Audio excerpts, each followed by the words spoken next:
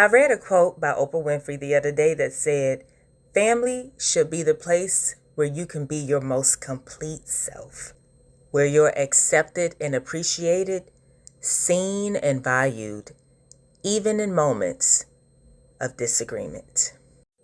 As we're preparing for our upcoming family reunion, I want to share a conversation I had with a phenomenal woman, leader and executive coach, Cheryl Robertson, all focused on the theme of our family reunion: mending fences and building bridges.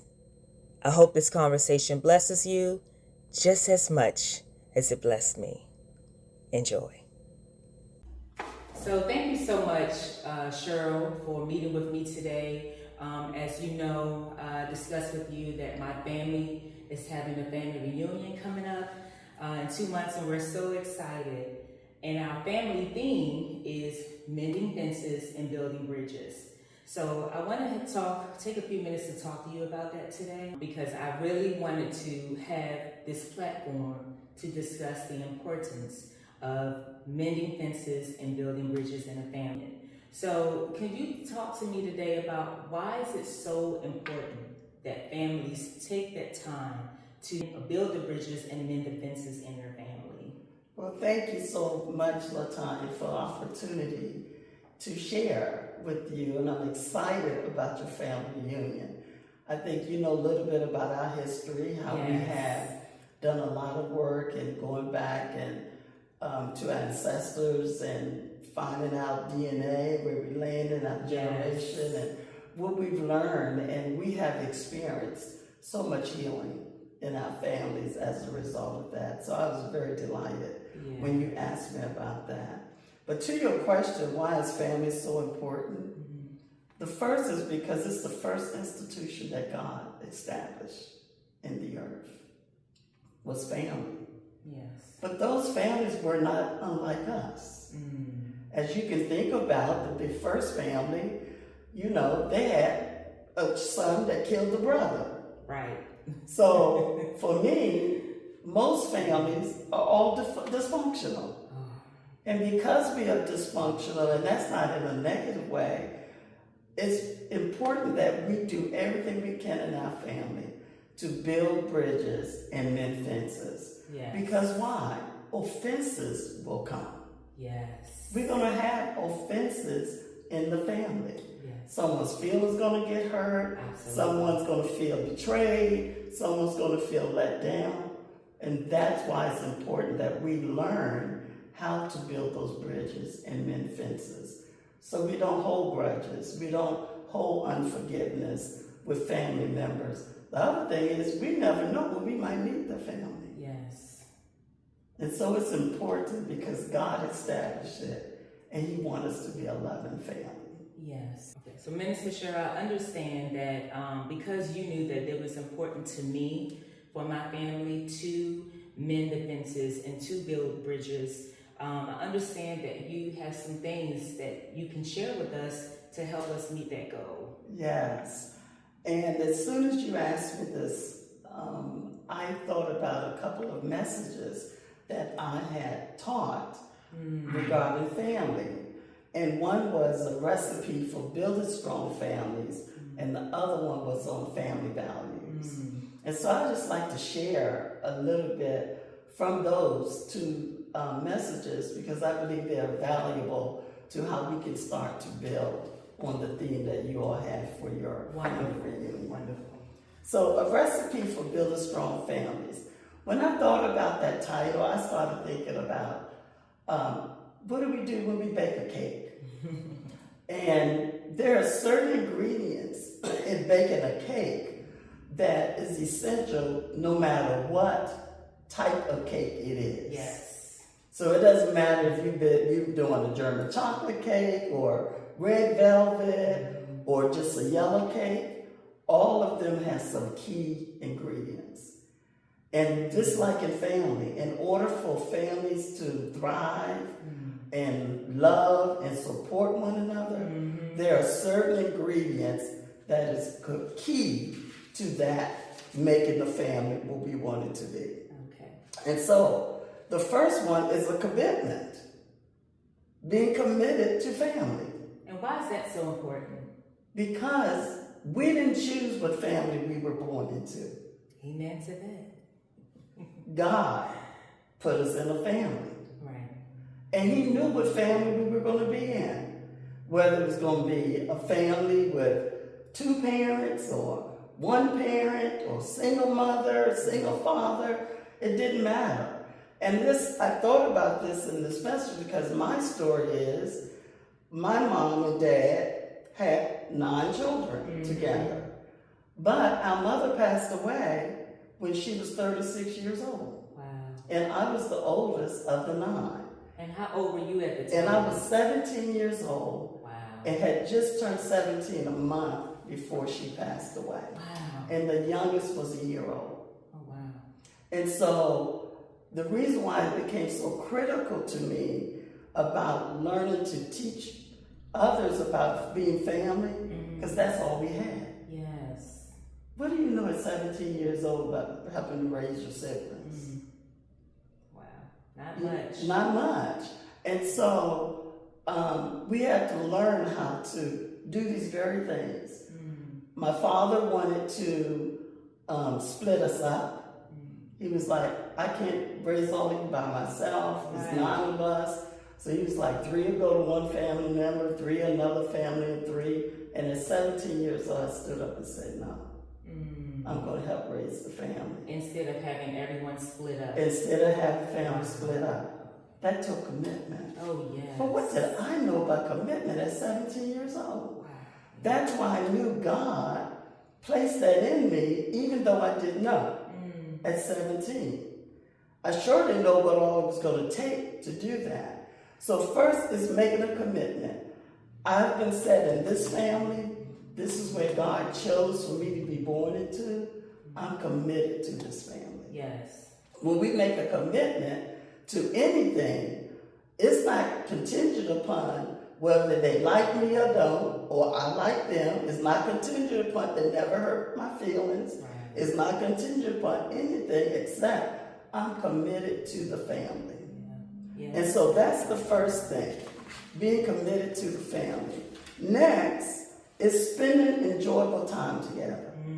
That's why it's exciting about you all's family reunion, that you all going to come together, and everyone who comes is going to have their own experience at the family reunion. Yeah. They may meet cousins that they have never met before. They may see aunties and uncles that they haven't seen in a very long time. Yes. But everybody's coming with their own experience. And so being together and having that time together, why? Because that's how we get to know each other. Well, Minister Cheryl, what would you say to people who may have an offense and may feel that I don't want to spend time with that family? I mean, I say that family. I don't want to spend time with them because I'm holding an offense. How could a family get past that by spending time together? Making a commitment to love. Love. And I'll share a story. I was very upset with my family because I thought they let us down when our mother passed away. You know, people will be with you for a period of time, but then they get on with their lives. Yeah. And so I felt like they let us down. And so when my sister came to me about doing a family reunion, I was like, no, thank you. I'm done. Yeah. But the more we talked about it and the more I realized that they probably did the best they could for what they knew to do then, I had to open my heart to that family. Yes. And I made a decision that no offense, no grudge was worth me holding on to because I was the one that was being impacted. It's like what they say, you holding the match, expecting the other person to get burned. Or you drinking poison, expect somebody else to die. Only person who was being impacted by that was me. Yeah. So I made a decision, nope, I'm going to get on with we playing a family reunion. I'm going to get in and help support it. I'm going to show up for it. So much healing came to me. That's wonderful. As a result of being with my family. Right. Why? It gave my family members an opportunity to say what? I'm sorry we weren't there. Yes. We didn't know what to do. It gave them an opportunity to say, but look how you guys have turned out. Right. You're doing so well. And so when we don't make a decision to show up, or to mend that fence, to build that bridge, we lose. Showing up and being committed and having those conversations can help to discuss whatever the misconceptions were, because a lot of times we have it in our own minds about what we think what happened, what we think people said and did, and that's in our eyes, and we don't have all of the information. Right. So coming together and discussing it can help to mend that fence. That's right. And build that bridge, because now the negative things in our mind or the miscommunication can be dealt with at that time. The other thing too, the longer you hold on to it, you don't remember it the way that it happened at first. Yes. Oh, great point. And so by the time you get to the family reunion, whatever happened, I don't care if it was a month ago, or a year ago, 5 years ago, you're not going to remember it exactly the way that it happened. Right. And that's why it's good to have conversation about it. Yes. Because we take in things the way that we are. The person may not have meant any ill intent to whatever happened. And that's why we owe them an opportunity to help make it straight. That's wonderful. Wow. So that commitment to family is really being committed to loving family. I took the acronym for family, and I wrote, family always means I love you. I love that too. And so that's the key. We can show up in love in so many different ways. So you said family always means. Family means, yes, always means I love you. Acronym for family. For family. Yes. Yeah. And that's unconditional love. And yes, we are human beings. Yeah. And yes, we make mistakes. But a lot of times we're not thinking about how we offend. We're only thinking about how we've been offended. True. We're not thinking about how we've betrayed. Yeah. We're only thinking what happened to us. Yeah. But the very thing that happened to us, we've done it to somebody else. Wow. Yeah. And you said such a great thing there, because even in myself, I remember things that I said and did to family members that was unintentionally done. I didn't even realize it was making that effect, and I had to go back to them and say, you know what, could you please forgive me? I did not mean that. I am so sorry. That is not even my character. Yes. And so, yes, I'm so glad that you shared that with us. Yes. Because it's so vital in mending fences and building bridges in families. Yes. And when we come from the heart, what do they say? You know, love hurts. To love someone, you're saying, I'm willing to be hurt. Wow. Makes me think about marriage.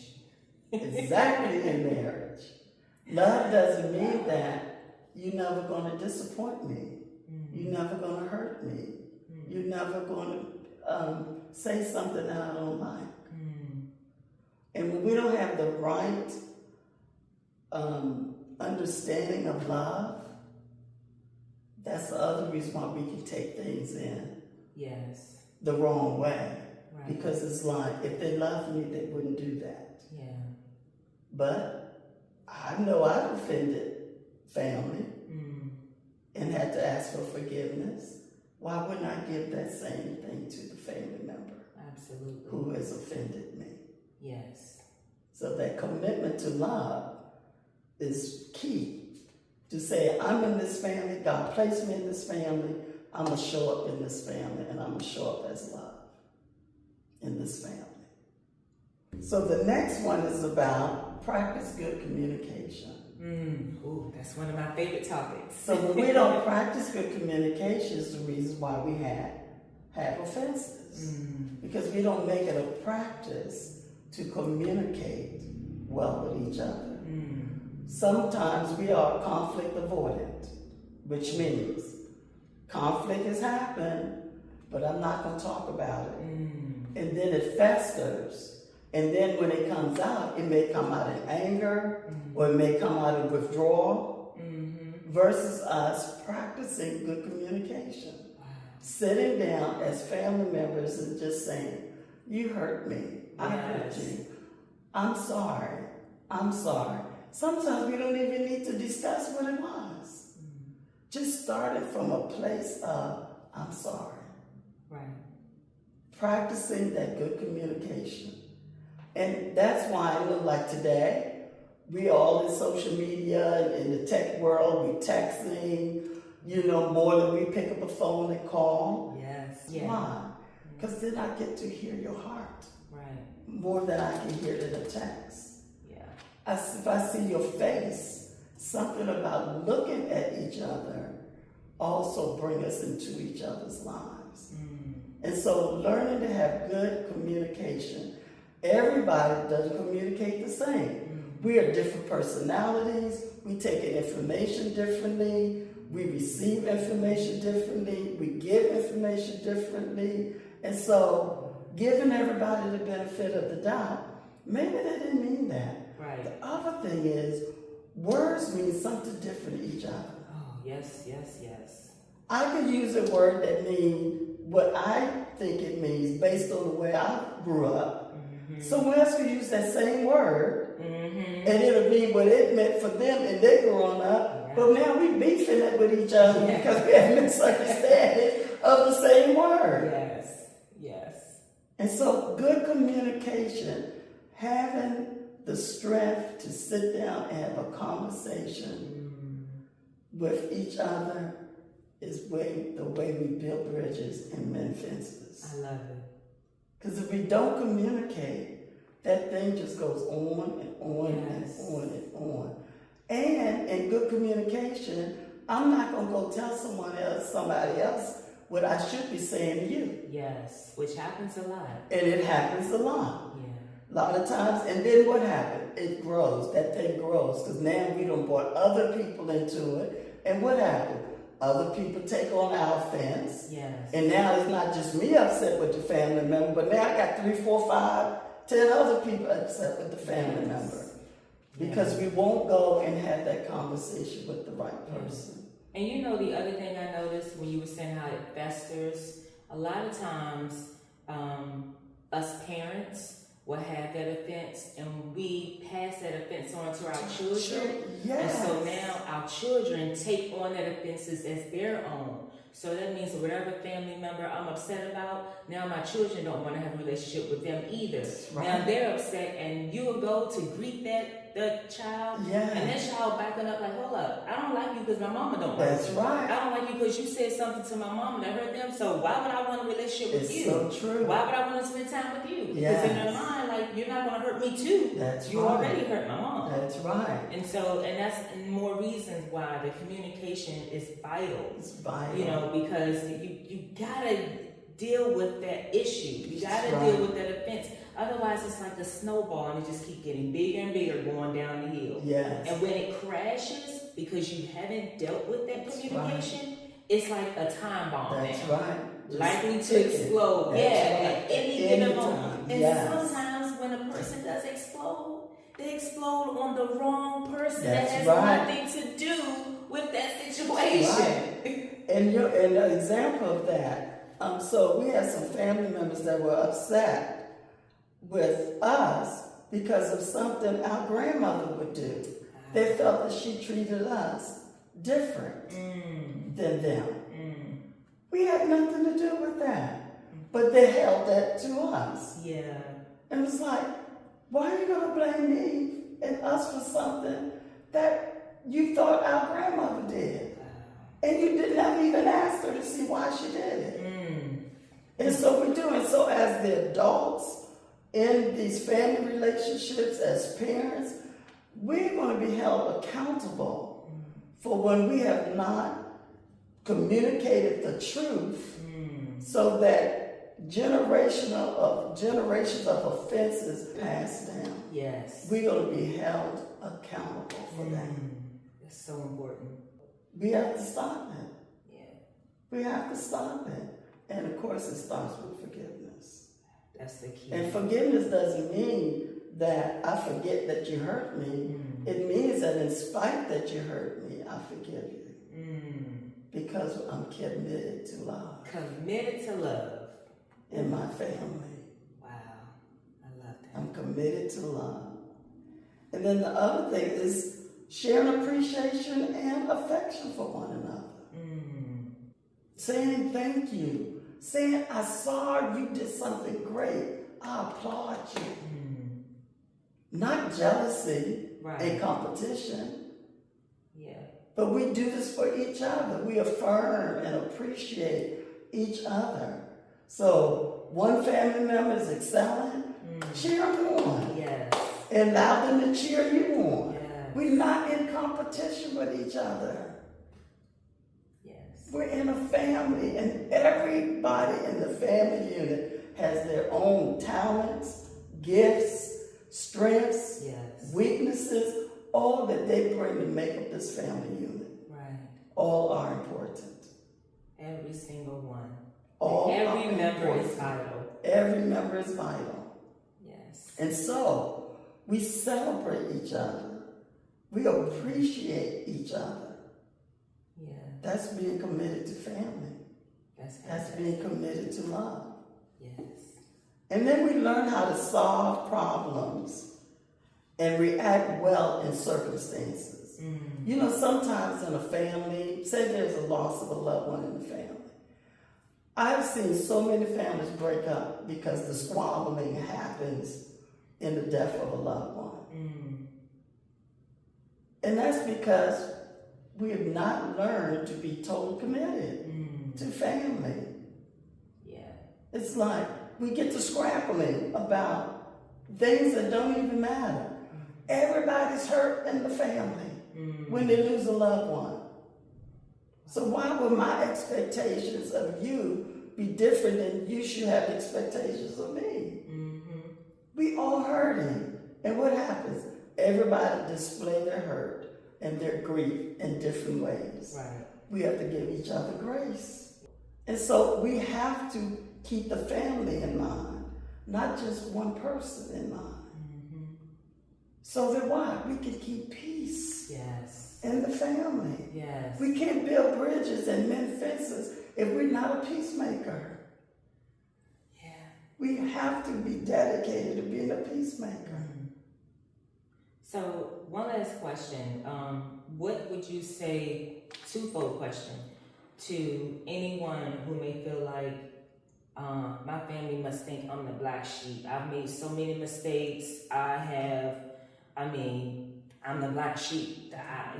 They calling themselves the black sheep, not necessarily the family, because they feel like they've made so many mistakes. And then the second half is, how can family best support and communicate to someone who feels like they are the black sheep? Yes. Especially when you have a family reunion. That is such a great question.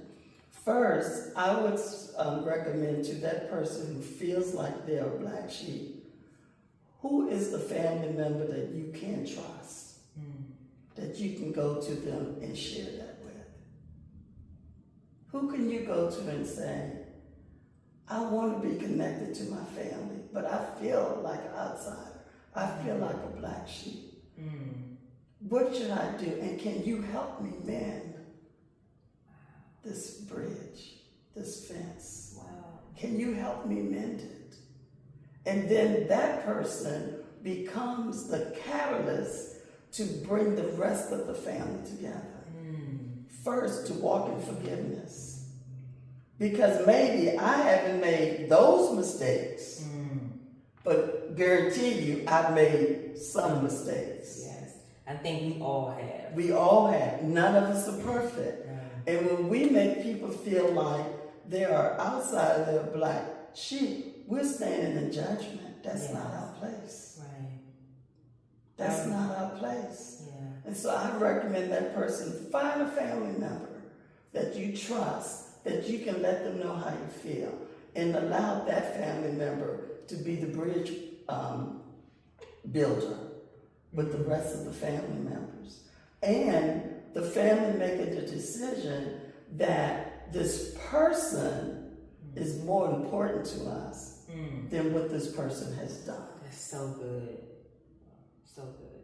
That's where the healing comes. And for the families who are greeting that person, what else can they do to make that person feel supported and cared for and loved? When they see that person at the family reunion, hug him and say, I am so happy you're here. What Maya Angelou says, what? People forget what you said, they'll forget what you did, but they'll never forget how you made them feel. And when you see them, just embrace them and give them a hug. I always say, this is the thing I live my life by too. When that person leaves this earth, am I going to have any regrets? For something I didn't say, something I didn't do, something I didn't forgive? Am I going to have to live with that regret? Wow. And so, nothing is worth holding on to that we will have regrets when that person is gone. Because you can't fix it then. That's it. But as long as we're breathing, we can say, I'm sorry. Please forgive me. I love you. I'm here for you. I want to embrace you. But the other person has to receive it too. They can't have thoughts like, oh, they're just saying that now because we just had the family reunion. Right. And I know there was a family gathering that my family had not too long ago, and I feel like a lot of positive things were said to family members, like to everyone, but because the offense is so old and has festered for so long, it was hard for people to open up their hearts and receive that love. Yes. And so sometimes being able to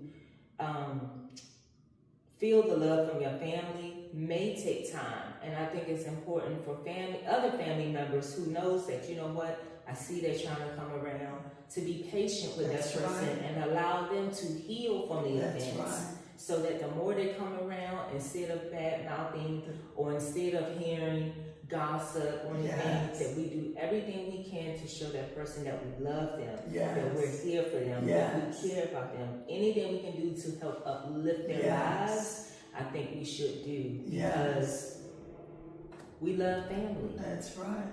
And the person has to receive it. And so love is reciprocal, so I can tell you I love you all day, but if you don't open yourself up to receive it, it's just bouncing off a wall. Right.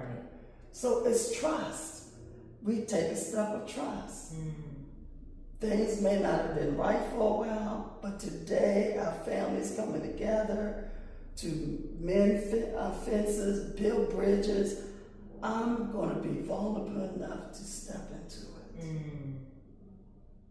And being vulnerable is strength. So I'm using my strength to step into this, to allow healing to come. Does that mean somebody may not say something to me again that I don't like? No, we're human beings. Right. But when we start from a place of, I love my family, I'm committed to this family, I'm committed to love, then I'm going to give everybody the benefit of the doubt. But I have to be open to receive love. Yes. And then there may be some family members who have a greater connection to that person, who would be the ones that will really chisel at that hurt, whatever it is, that then will help others to be able to come in and they'll be able to receive it. Right. Wow, that's so good. My goodness. Nothing is more important than family. I remember I had a situation with family, and there was some unforgiveness. And I was just praying. I was like, God, what can I do? So I made a decision. Every month, I'll just send that person a card. Wow. And I believe that each month, the cards help to chisel away. And then God restored. But I loved it because in that example, you did everything that you just said. You was committed. You had an open heart to reach out to that person. You shared with them through the cards. Yes. You know, I mean, everything that you shared with us is exactly what you did, and you didn't push that person to force them to forgive you, force them to That's believe. right. But you gave them the grace and the space to allow them to heal and allow them to see another side of you. That's right. Which is key right. also. Which is so key. My goodness. So key. And we don't write each other off. You know, we don't just say, oh, done with that. No. Make the space and the grace that you say is the gift that we give. But if we truly want our families to be healed and to be mended and be a bridge, it starts with each one of us making a commitment.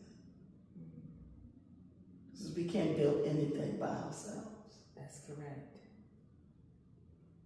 It makes me think of that song, and I used to just couldn't stand this song, but that song it has so much meaning into it. That song, I need you, you need me. Yes. We're all a part of God's body. Yes. And we are, because that's how God designed families to be. Because family is His first institution created.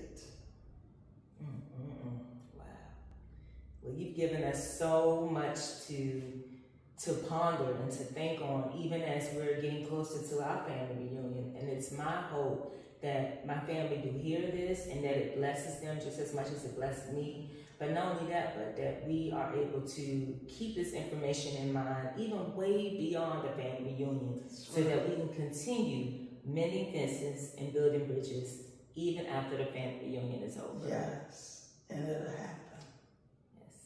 Thank you so much, Minister Cheryl, for meeting with me today and having this amazing opportunity to share what you shared. Thank you for the opportunity. I'm so blessed, and I can't wait to hear about the family reunion. Thank you. Thank you.